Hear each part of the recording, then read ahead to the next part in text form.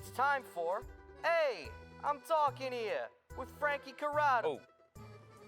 All right, joined by Frankie Corrado for the first time since, well, the Memorial Cup. First of all, how much did you enjoy the Memorial Cup? It was great, man. Yeah, it was nice to join you then. Nice to be back in studio. Great to have you here. And, of course, we have the first six for the Olympics that has been named. Crosby, McDavid, MacKinnon, Makar, Reinhart, Brayden, Point.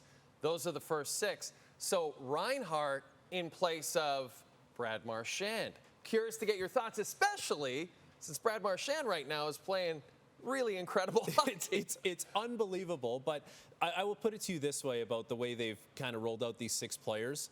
It's not that they got it right, it's that you can't go wrong. How can you go wrong? You have four guys that are going to be there no matter what. Those are your non-negotiables. And then if you want to put Brayden Point, Sam Reinhart, Brad Marchand, Anthony Cirelli, like the list kind of, Mitch Marner. Pick your Lightning, pick your Panthers. Exactly. Devon Taves, because you know that, Cale Makar needs his D partner. Yeah. Even if you wanted to put Jordan Binnington, you could have, even though, like, you'll wait and see how the goaltenders play this season. But, yeah, like, there's no wrong answers for the first six players that Hockey Canada was going to roll out for this thing. So it's exciting to see it on paper. Yeah. And it'll be exciting when they play in Milano and Cortina.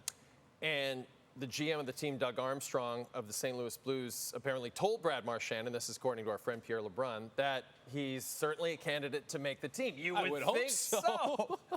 You would think so. Can you imagine a world, Frankie, where this 37-year-old star is not on the Olympic team?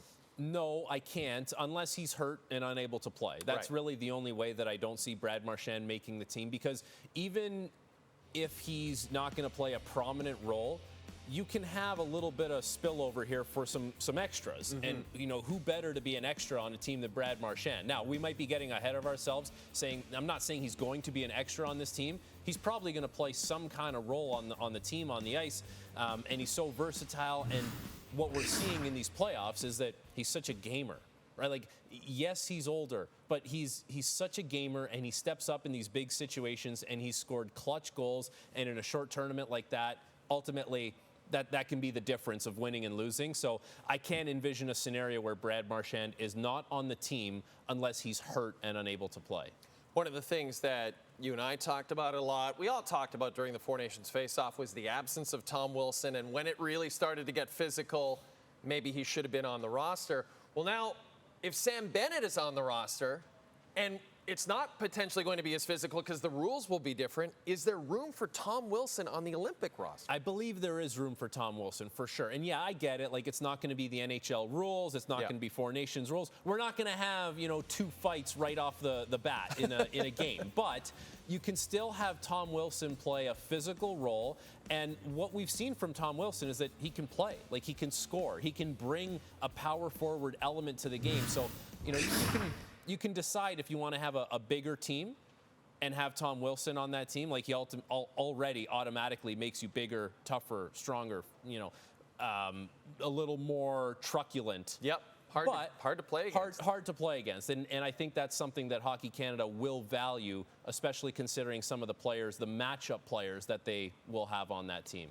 You said it. The first four are automatics. A lot of these players are automatics. Like, at the end of the day, Frankie, do you think this roster for the Olympics looks very similar to that Four Nations roster? I think that the bones of this team is going to be very similar, or the same. It's going to be the stuff on the edges of the team that maybe, like something like Tom Wilson, where you look at it and say, we had maybe someone who was a little smaller, energy player, but we want an energy player who's also, the most physical, one of the strongest guys. Those are the types of things. Does a guy like Alex Pietrangelo, who didn't play, who was named to the team, is he able to play this year? Or does he even get named this year? Thomas Harley stepped in. He played really well.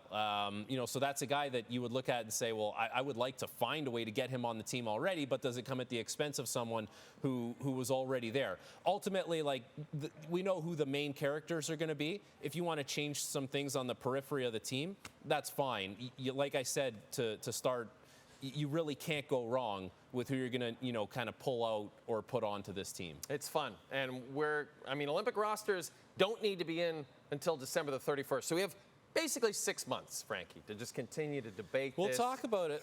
I guess we'll talk about it. We'll chat about it. a few times. And Frank will be back later in this show to give us his thoughts in Game 6 between the Oilers and Panthers and TSN's top 50 free agents list. That's later on SportsCenter.